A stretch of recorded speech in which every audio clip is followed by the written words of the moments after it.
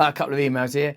COVID definitely come from a lab. Get these emails out of my way.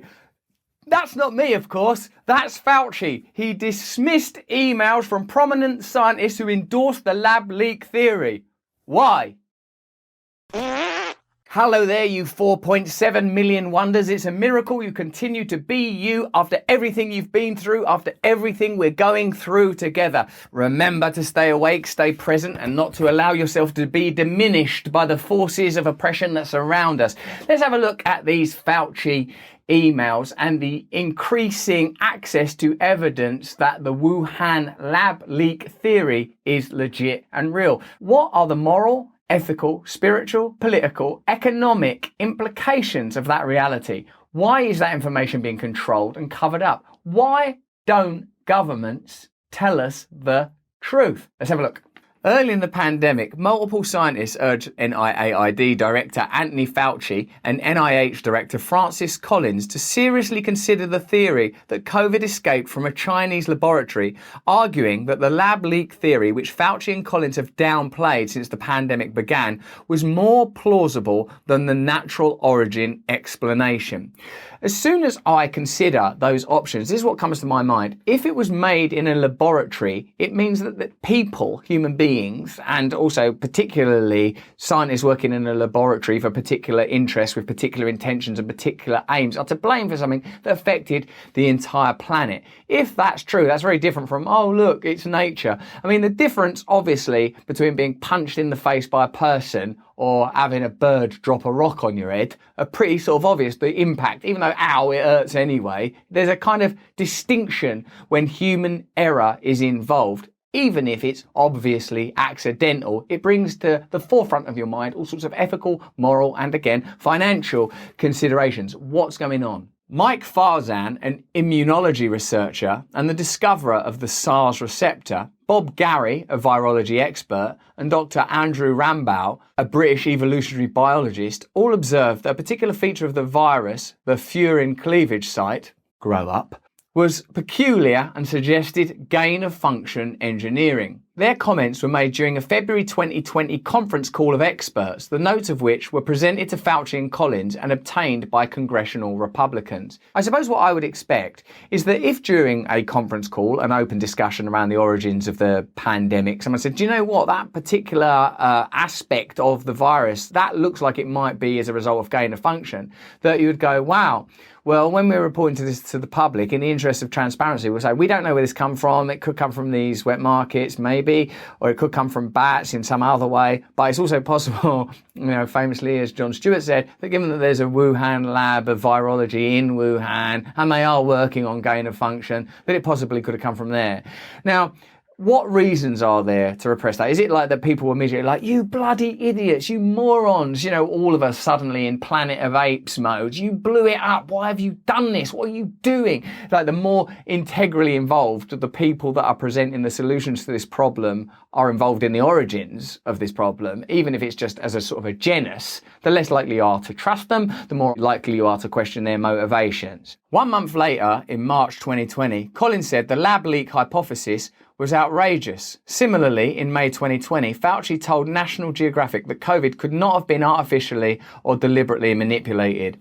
Of course, what will happen, I presume, as this plays out, is that, at that time I was telling the truth as best as I understood it. But the leaks suggest that there's no legitimacy to that, because people in positions of authority with deep understanding of the issues at hand were going, do you know what, that looks like it was made in a lab. So it's like, oh no, I just didn't understand that. Could it be possible that there are other reasons that you didn't want the lab leak theory to come to prominence? And it tells us something about you as an individual and about the systems around you if there's an agenda there. In his summary, Farzan stated that SARS-CoV-2 had the marking of laboratory experimentation that resulted in a virus that immediately proved highly infectious to humans. Comparing the probabilities associated with accidental release and natural event respectively, Farzan said that he was 70-30 or 60-40 in favour of the former explanation. So he was pretty much drifting in the direction of this has come from a lab. Referring to another scientist, he said, he is bothered by the Furin site and has a hard time explaining that as an event outside the lab, though there are possible ways in nature, but highly unlikely. Just to speculate for a moment, that if you're not told the truth about the possibility of it being an accidental lab leak, don't you think it's more natural you might think, well, what if it's a deliberate leak? You know, like you start to then think, what we know for certain is they're not telling us the truth. So now we can speculate. Imagine if you could just assume that people were like, look, we don't know if this came out of a lab. This geezer thinks it's much more likely it came out of a lab. We're obviously a bit scared of telling you that because it makes people culpable and it might affect economic relationships down the line. It might make the pharmaceutical industry culpable, might affect the relationships between China and America, might affect finance in all sorts of ways. But that's not a priority right now. Our priority is your health. So we're going to have to tell you the truth. Please bear with us and be patient. That's not impossible. I just did it, you know, but I don't have the same interests as they have. I don't operate within the same systems that they do. So the problems are the systems, the individuals, the challenges, the way that things are set up. You see it again and again. That's why this issue is so important. Gary echoed Farson in his analysis, adding that the virus's chemical makeup would mean that the bat virus would have had to have undergone an extremely intricate alteration, more likely to have been performed in a laboratory setting. He later specified that the furin cleavage site present in the original COVID strain would be unlikely to emerge in nature in a way that made the virus highly transmissible in humans. That's science. That's a scientist doing science, looking at evidence and offering a theory based on their knowledge and their understanding of agreed upon theories. That makes me feel secure just looking at it. Oh, I see, you understand what you're doing. And presumably, hopefully, it's not someone with an agenda that's like, you know, I work for people that pay me a load of money if I come up with stuff like that, or I've got a vested interest in managing this information. There's so much stuff you have to filter out. Who said it? Who'd they work for? What do they want? What channel was it on? What's their political alliances? Man, sometimes I think that we should be more appalled. Like, have we lost our ability to be appalled? Have we been bludgeoned by disgust to the point where you just sort of sink back into your chair and go, what? They killed the president? What? They're doing that? Yeah, okay, fair enough. You're just unable. You're kind of numbed by it, aren't you? Numbed by the kind of revulsion of it all. Otherwise, you'd be in a constant spasm of rage. While questions circulated among these researchers, the scientific establishment was eager to quiet their suspicions, branding the lab leak hypothesis as a conspiracy that must be suppressed, the phone conference notes reveal. There's been a lot of conversation about censorship online of various experts around the subject of COVID and vaccines, etc. I feel that regardless of the veracity of the individual speculations or theories, censorship in and of itself stokes mistrust. Transparency creates trust. The more you censor, the more you invite speculation. So take the example of the lab leak. If you start censoring that information, no, don't talk about the lab leak, don't talk about the lab leak, and then it seems increasingly likely that it was leaked from a lab. Now what you do is you license speculation. You create an environment where you're saying, well, Fauci is saying that, but we don't trust that dude. And increasingly what happens is this division becomes politicized, but truth is way beyond temporary ideas like whether you're a Republican or Democrat. That's some little thing floating around in the dust. We're talking about deep ideas such as truth and reality. Now, it seems to me that they would know that, so they either think that, well, enough people will be duped by the censorship and won't even think about it, or possibly they like an environment of mistrust and tension and accusation and loathing. Some of you now might be just fatigued and exhausted and just think, I don't give a shit no more. I just want to move on and get on with my life. Well, the chances of that happening while you are being governed by corrupt institutions are impossible. So you might as well face reality. An unsigned meeting note, which was presumably signed off on by Fauci and Collins, reads, I share your view that a swift convening of experts in a confidence-inspiring framework, WHO seems really the only option is needed, or the voices of conspiracy will quickly dominate, doing great potential harm to science and international harmony. Like, you can't do harm to science, actually, if it's empirically undertaken. What you can do harm to is economic interest and political interest and international harmony. Oh, let's all buy the world of Coca-Cola. What you mean by international harmony is the ability of the powerful to pursue their interests without those pesky populations going, hey, did you just give us this fucking virus because of your irresponsible, mercantile, venal, godless pursuits? Yes. Dr. Ron Fauci, A Dutch virologist remarked during the conference that further discussion about such accusations would unnecessarily distract top researchers from their active duties and do unnecessary harm to science in general. Oh, science. Oh, poor old science. How can science hurt science? Like, oh no, this bit of science, the truth, it's going to hurt that bit of science.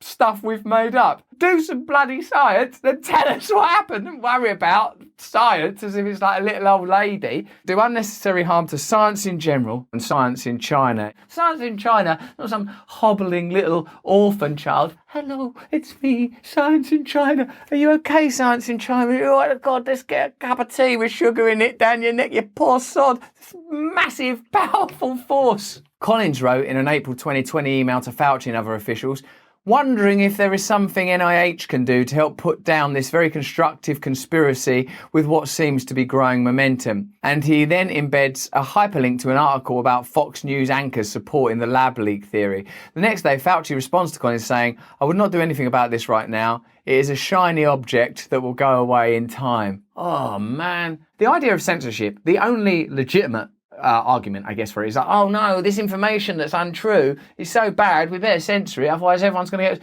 all befuddled and confused and outraged. Well, who do you think has the authority to make that decision? And do you think that the people now that are deciding what's getting censored are acting legitimately? Or do you think that their own biases and prejudices are very much at the forefront of their intentions? While Fauci and Collins insisted otherwise, the debate surrounding COVID's origin remains unsettled. The natural origin theory was widely accepted by the mainstream media. Hello, guys. And enforced by social media censors. It was enforced. You were not allowed to talk about it. I mean, what does that imply? What does that suggest? What does that tell you? Until a number of thorough articles in major magazines granted credence to the mounting, countervailing evidence, at which point public health authorities, reporters and pundits began to admit their ignorance. As of December 2021, the majority of Americans believe the virus leaked from a lab. If you don't want conspiracy, if you don't want conjecture, then the solution, the remedy, the inoculation, you might say the vaccine, is transparency.